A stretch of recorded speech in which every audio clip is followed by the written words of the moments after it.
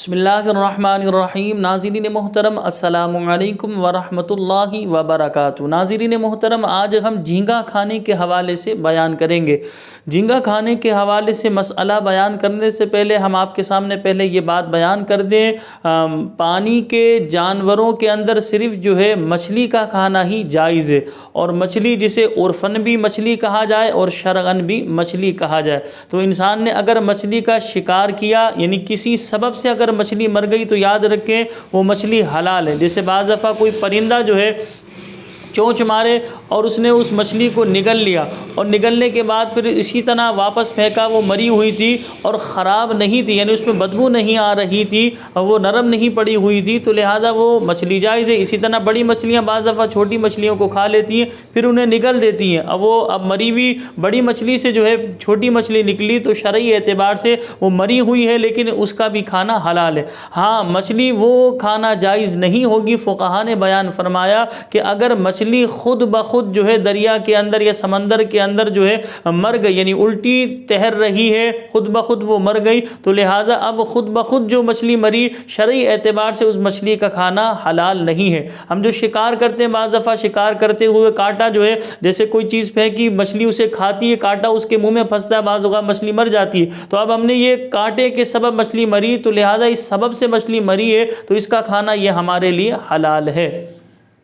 تو دریاؤں یا سمندروں کے صرف جو جانور جائز ہے وہ مچھلی ہی ہے، مچھلی کے علاوہ کوئی اور جانور کھانا یہ شرعاً جائز نہیں ہے۔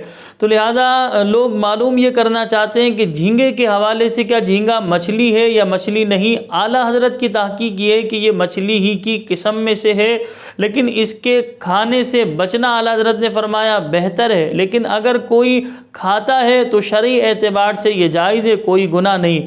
اور سائنسی اعتبار سے دیکھا جائے تو اس کے بہت سارے فوائد بھی بیان کیے گئے کہ جھینگا کھانے کے بہت سارے فائدے ہیں۔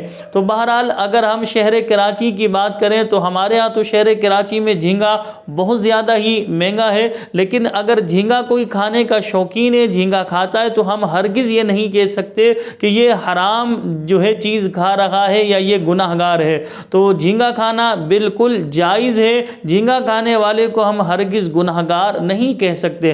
ہاں، اگر کسی کی طبیعت نہیں چاہتی، کوئی تقوی کے اعلیٰ درجے پر عمل کرنا چاہتا ہے، جیسے اعلیٰ حضرت کی بات ماننا چاہتا ہے، اعلیٰ حضرت نے فرمایا بچنا بہتر ہے، کھا لیا اگر کسی نے تو گناہ نہیں، اگر کوئی بچتا ہے تو اس میں بھی کوئی قباحت کی بات نہیں، یعنی شریعت نے تو یہ ہرگز بیان نہیں کیا کہ آپ کھائیں جھینگا۔